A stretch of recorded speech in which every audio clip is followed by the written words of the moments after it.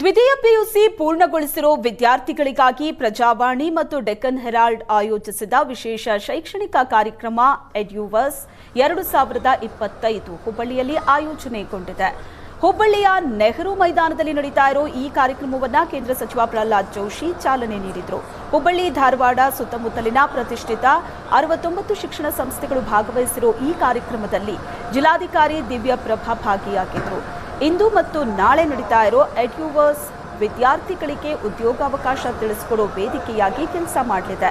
ವಿವಿಧ ಶೈಕ್ಷಣಿಕ ತಜ್ಞರು ಭವಿಷ್ಯದ ಅವಕಾಶಗಳ ಬಗ್ಗೆ, ವಿವಿಧ ಕಾಲೇಜುಗಳ ಹೊಸ ಕೋರ್ಸ್ಗಳ ಬಗ್ಗೆ ಸಂವಾದ ಕಾರ್ಯಕ್ರಮಗಳು, ಮಾಹಿತಿ ನೀಡೋ ಕಾರ್ಯಕ್ರಮಗಳಲ್ಲಿ ಭಾಗಿಯಾಗಲಿದ್ದಾರೆ. ನಮ್ಮ ಮನೆಯ ಮಕ್ಕಳಿಗೂ ಕೂಡ ಮಾದರಿ ಆಗಲಿ ಎನ್ನುವ ಕಾರಣಕ್ಕಾಗಿ ಈ ವಿದ್ಯಾರ್ಥಿಯರನ್ನ ನಾವಿಂದು ಇಲ್ಲಿ ಪರಿಚಯಿಸ್ತಾ ಅವರನ್ನ ಪ್ರಜಾವಾಣಿ ಮತ್ತು ಡೆಕ್ಕನ್ ಹೆರಾಲ್ಡ್ದವರು ಕಳೆದ ಹಲವಾರು ವರ್ಷಗಳಿಂದ ಈ ಕಾರ್ಯಕ್ರಮವನ್ನು ಮಾಡ್ತಾ ಬಂದಿದ್ದಾರೆ.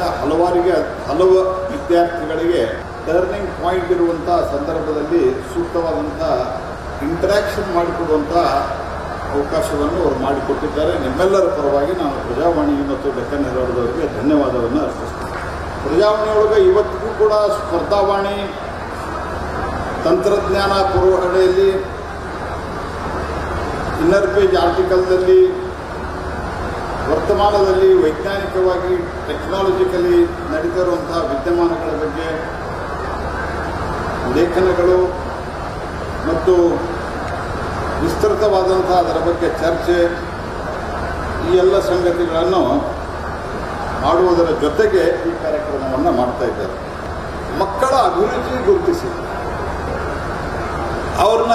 ಅವ್ರಿಗೆ ಎಲ್ಲಿ ಹೋಗ್ಲಿಕ್ಕೆ ಅವ್ರನ್ನ ಬಿಟ್ಟರೆ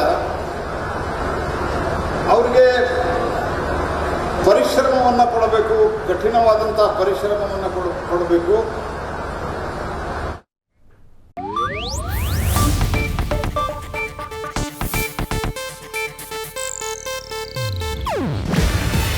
ಇದು ಏಷ್ಯಾನೆಟ್ ನ್ಯೂಸ್ ನೆಟ್ವರ್ಕ್ ಪ್ರಸ್ತುತಿ. ನೀವು ನೋಡ್ತಿದ್ದೀರಾ ಏಷ್ಯಾನೆಟ್ ಸುವರ್ಣ ನ್ಯೂಸ್.